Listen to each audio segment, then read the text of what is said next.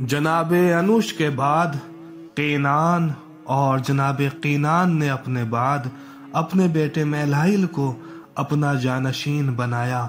मैलाइल को खुदावंद आलम ने ऐसे हुस्नो जमाल से आरास्ता किया था जिसकी मिसाल दुनिया में न थी। इनके हुस्नो जमाल का ये आलम था कि लोग इनके चेहरे को अच्छी तरह देख न सकते थे, इसलिए वो हर वक्त अपने चेहरे पर नकाब डाला रखते थे। मगरिब से मशरिक तक इनके हुस्नो जमाल का शोहरा था और बेशुमार हजरात मुसलसल इनको देखने के लिए आया करते थे और इनकी खिदमत में मुख्तलिफ तरह तरह के तोहफे वगैरह पेश किया करते थे। हर आने वाला इनके जाहो हशम और कुदरती जलाल को देखकर हैरान रह जाता था। ये सिलसिला एक अरसे तक जारी रहा, यहाँ तक के जनाब मैलाइल का इंतकाल हो गया। इनके इंतकाल के बाद जो लोग इनकी ज़ियारत को आते थे वो बड़े मायूस होकर वापस जाते थे। तो एक दिन शैतान ने औलाद मैलाइल से कहा कि तुम लोगों से जनाब मैलाइल बहुत ज्यादा नाराज हैं।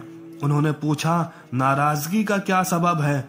शैतान ने कहा, वो मैलाइल कहते थे कि मेरी औलाद में कोई ऐसा भी नहीं है कि जो इन आने वाले लोगों को जो मुझसे मिलने आते हैं, मुझे देखने आते हैं और मेरे ना होने पर रंजीदा होकर वापस चले जाते हैं, कोई ऐसा नहीं है जो इन आने वालों को तसल्ली दे सके।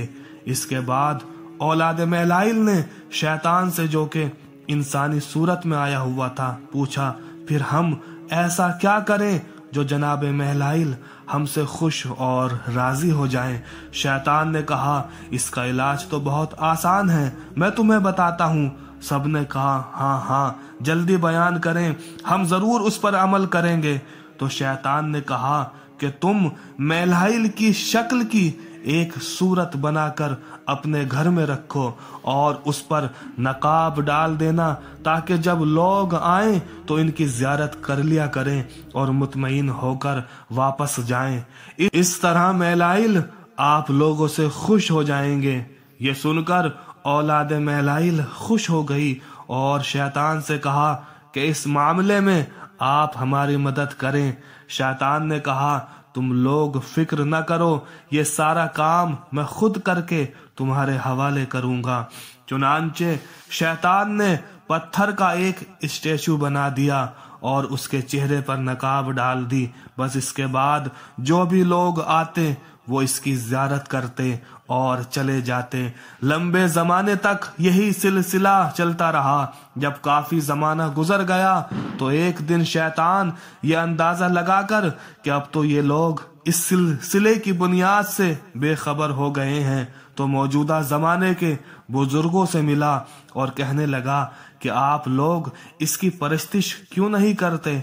आपके आबाओ अजदाद हमेशा इसे पूजा करते थे।